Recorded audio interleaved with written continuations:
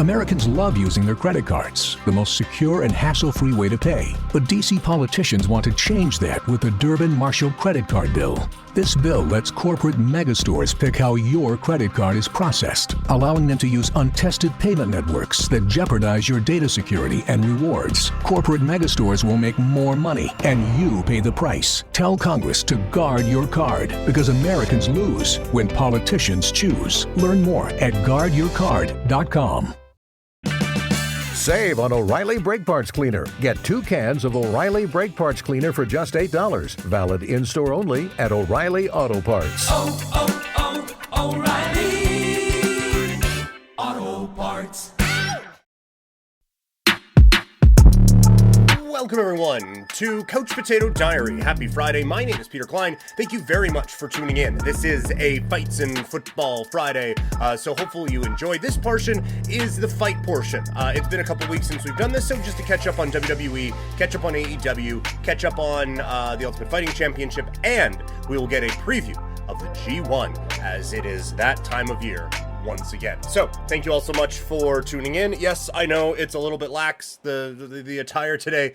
It is already, I'm taping this at noon, and it's already 30 degrees here in Calgary. So, you get what you get. You get a little bit of shoulder on the end of the show today, and all that comes with that. So, let's get into it and talk some wrestling.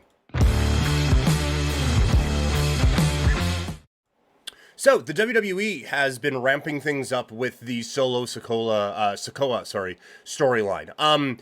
Admittedly, I think they could have done more with him in the last couple of months match-wise to build him up into feeling a little bit more unbeatable.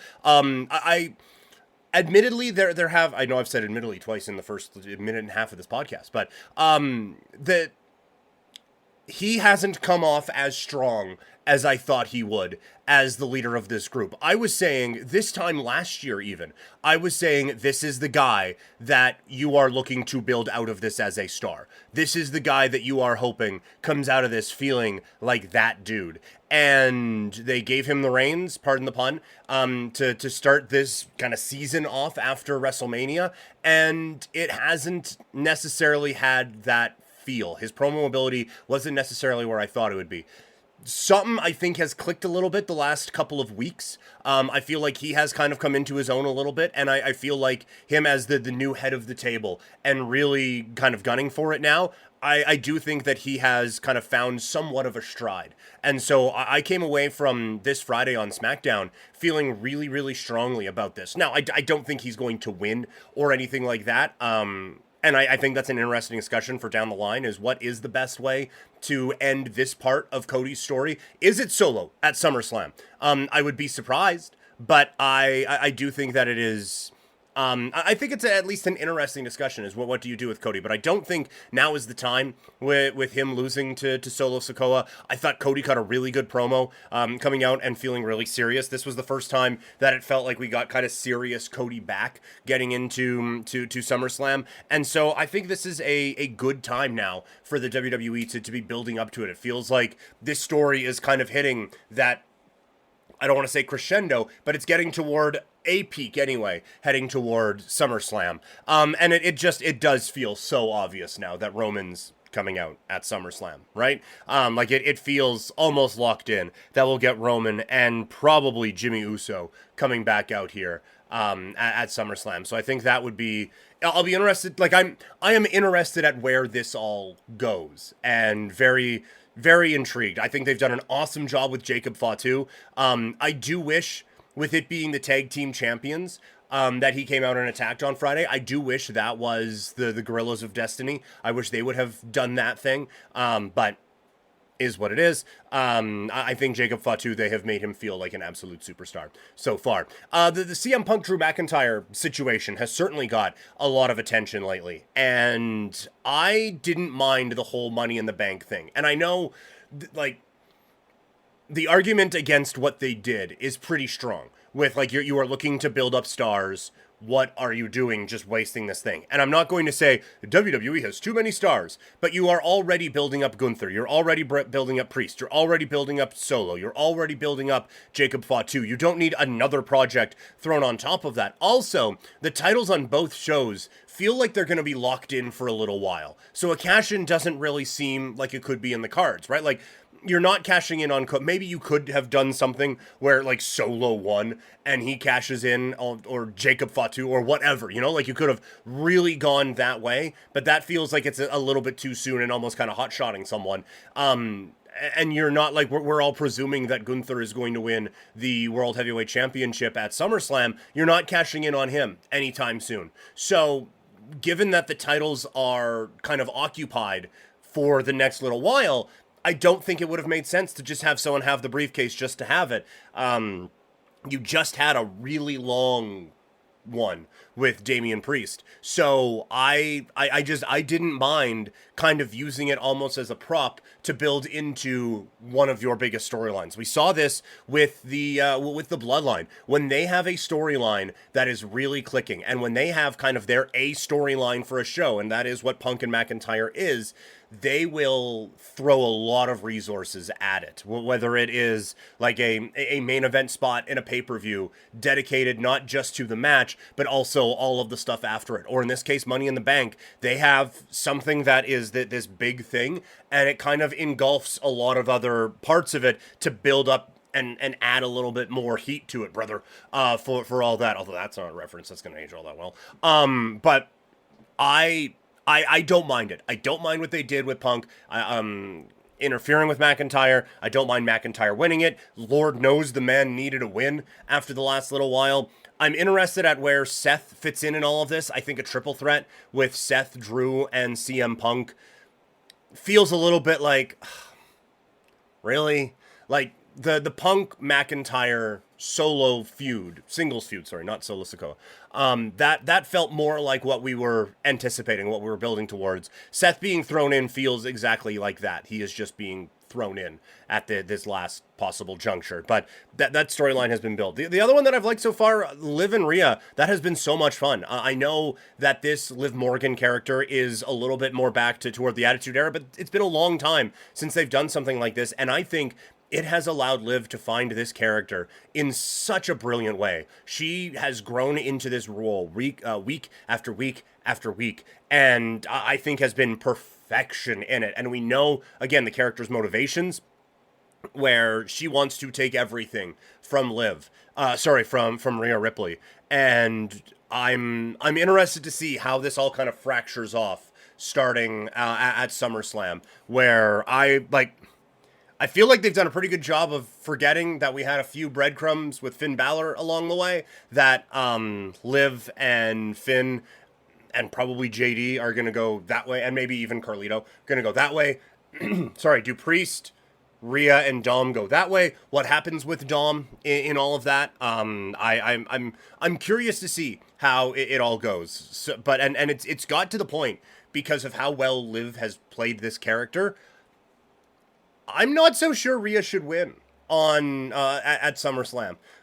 Rhea coming back as a giant babyface is this whole thing was the perfect way to build up the Rhea Ripley return as a babyface and kind of start her babyface era off in a really, really strong way. But Liv has taken to this character so well that it almost feels like a shame to beat her and just kind of get back to where we were a few months ago back at WrestleMania. So I'll be... That's one that I'm really, really interested in. And the Wyatt Six, it's been excellent so far. I love that we got the motivation for the characters very, very quickly, and I think they've built it up quite well. Is your vehicle stopping like it should? Does it squeal or grind when you brake? Don't miss out on summer brake deals at O'Reilly Auto Parts. O'Reilly Auto Parts.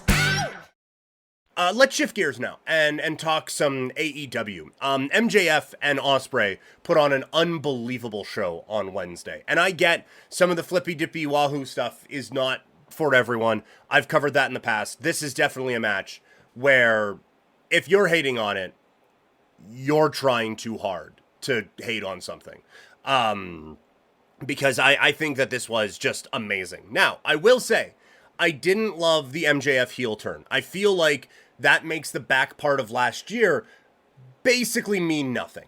And that's really frustrating. Like he is definitely an amazing heel, But to go through all of that, to turn him into this babyface, into our scumbag, to not have a real legitimate run as him with the, being a babyface, it just feels like you did all of that, and now we're just hitting the reset button here 6 months later with only a month of MJF and really nothing to quite frankly sink your teeth into from an MJF standpoint. So it just made it feel like the last almost year, when you look back on the build-up into All In, kind of meant nothing in the grand scheme of things, and that's a little bit frustrating. Now, I will obviously think differently about this later on, just because of how awesome he is as being the bad guy, and obviously his in-ring work has been phenomenal, and as a character, he is second to none in the world of professional wrestling right now. But I kind of wanted to see more, because it just kind of felt like, hey,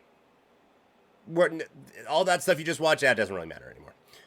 Interested to see where all this goes at All In. I have loved Willow Nightingale's progression as of late. Her build into the Owen Hart Championship was really, really fun. And that feud with Mercedes Moné was great. Now I think what Mercedes is doing with Britt Baker is a whole lot of fun. So, and it's nice now to have kind of Mercedes and Statlander away from a championship and have AEW actually building something outside of just the two belts. So I think they've done a good job with that so far. But the big thing going on in pro wrestling right now is the G1. And the theme for this year is obviously the youth movement. As Gone Okada. There's no Ospreay in this. Naito is the champion, but there's no Tanahashi. Ishii is wrestling in North America for the next little while. Minoru Suzuki, he's over here as well. This is about the kids and building up their new pillars in New Japan Pro Wrestling. And so I would expect Shota Umino, Yota Tsuji, Yue Uemura, and Ren Narita will definitely be the focus of this tournament. And I would project one of them to win. Yota Tsuji feels like he is absolutely one who is primed for that. I think Shota Umino has all the makings of being that as well. If there wasn't more politics in the way, I think Takeshita certainly has an opportunity to be that type of a guy. And I think it would be honestly beneficial if AEW and New Japan kind of worked on something to let him build into that. But I think that the four guys will be the focus of it this year for sure. I'm interested to see how Naito does as champion. Again, a lot of the focus is going to be on the young guys, but he is the IWGP World Heavyweight Champion right now. So how does he fit into this picture, given that he's going to be wrestling a couple of those guys? And one of the last, I think, big stories for me coming into this G1 is what is going to be the focus on Gabe Kidd. How seriously will he be taken? It feels like they've done quite a bit with him on Strong. That doesn't always translate over to, for lack of a better term, the main roster in New Japan. So I'll be interested to see how that goes. In terms of a couple of other things that I've noted on this, I really want Shingo Takagi to be a focus. I think he has star written all over him. I think that he is someone, he got a bit of that with the IWGP win a couple of years ago, but it never really felt like they fully got behind it. It felt like that run ended pretty quickly, and so I feel like this could be another kind of reset for him. But I've thought that about different guys in the past, but he is the one for me this year that I am just like, I want this guy to be the guy in New Japan. I think he can be featured very prominently. Another interesting one is there's really no days off in this tournament. Like, there's literally days in between, but there isn't the comedy matches that we've seen before. There isn't some of the goofy wrestlers that we've had, or just the guys who you're absolutely going to steamroll this dude in 4 minutes, or, oh, this is going to be a disqualification, whatever. This is basically a tournament. Like, I don't anticipate Goto is going to do very well in this tournament. And there's a couple of guys who are like that, but there isn't really all right, you've just had 8 20-minute matches in a row. Here's an off night where you get to have a bit of a goofy comedy, we're putting you in a bear cage type of a match or something like that. So hopefully we'll see what it means for the show quality, but we'll see what it means for the wrestlers' help as well. But I think overall, one of the things that hasn't really been taken advantage of in a way that I thought it would be a relationship with New Japan, AEW, and to a certain extent CMLL. There's one AEW guy in here. There's no CMLL talent as far as I know in this tournament. And obviously, like, for this year, I get it. because the spotlight is supposed to be on those 4 cats, right? Like on Umino Tsuji, Uemura, and Ren Narita. So I understand you don't necessarily want Mystico flipping and flying and all of these things, and you don't want a Bryan Danielson in, maybe taking some of that spotlight away. But I do think that given the relationship with AEW, and again, to a certain degree, CMLL, you have a wealth of talent at your disposal. And AEW kind of steamrolled New Japan, it felt like, with the whole Forbidden Door thing. And I'm not saying this would be retribution. Bring Moxley in and we'll beat him 9 times. I don't mean that. But when all of this kind of started, and when CM Punk joined AEW, and when Bryan Danielson joined AEW, even Adam Cole, when he joined AEW, one of the things was, look, this is kind of exciting because there's a partnership with New Japan. Maybe we get a Bryan Danielson in a G1, or we get something along those lines. And we've had a couple of instances of it, but we haven't really, I feel like, fully taken advantage of what it could be with these guys in it. And now AEW has their own version of the G1 with the Continental Classic. I hope it means more than just a randomly thrown together championship at some point. But I feel like some of these companies now, because AEW, while they are heating up, has been in a bit of a lull. New Japan is obviously in a youth movement right now, so they don't feel like quite as hot of a product. And CMLL, just in general, has always had a bit of a perception that they are a bit behind AAA, and they are maybe not like as mainstream whatever. And I think like Lucha Underground had quite a bit to do with that. And this is just my, maybe I could be wrong on that perception. But I do think that you have 3 brands that could maybe use a bit of a boost.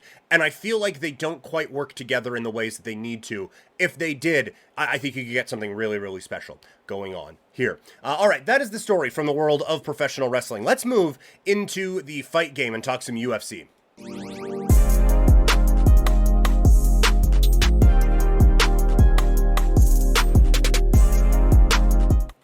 All right, so last time we talked UFC on here was just before UFC 303, so I just wanted publicly stated that Alex Pereira is a beast. And look, I get he hasn't cleared out his division yet, but we were talking after UFC 300. You have to give this guy a heavyweight something. It doesn't have to be Aspinall. It doesn't have to be John Jones. It doesn't have to be Stipe Miocic. Just give him a large human being to punch and kick. That is all I ask. This is a guy who is daring to be great right now, to steal a Brian Campbellism from Morning Combat. This is a guy who I think is really looking to do something special, and has quite frankly already done something special in the Ultimate Fighting Championship. This is I think a unique opportunity to really make someone feel special, and there aren't a whole lot of special feeling guys in the UFC right now, which is why he had to step in this fight in the first place. So I think you absolutely need to build this man up, and make him feel like a mythical creature almost.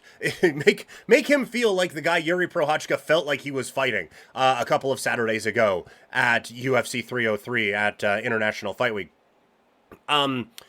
In terms of other things that have happened, Rose Namajunas, she's just not going away. And it kind of felt like maybe we had seen her time come, but it has been a nice reminder of how talented a fighter Rose Namajunas is. She gets back-to-back wins. She is so talented, and I think she is still a major threat in whatever division she chooses to fight in. She is so well-rounded. She is so smart. She is so aggressive when she needs to. She has an unbelievable sense, I think, of what is happening in the octagon, and is someone who I think can really take advantage of that. So coming off of that fight over the weekend, I feel like she has kind of worked her way back into Rose Namajunas is a problem territory. All right, that's going to do it for Fightin' Friday here today. Thank you all so much for tuning in. Football Friday is going to be available wherever you consume this bit of content.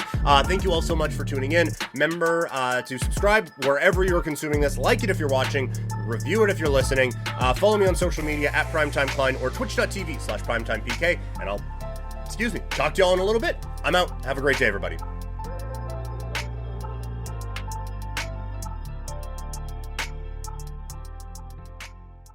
Want a website with unmatched power, speed, and control? Try Bluehost Cloud, the new web hosting plan from Bluehost, built for WordPress creators by WordPress experts. With 100% uptime, incredible load times, and 24/7 WordPress priority support, your sites will be lightning fast with global reach. And with Bluehost Cloud, your sites can handle surges in traffic no matter how big. Plus, you automatically get daily backups and world-class security. Get started now at Bluehost.com.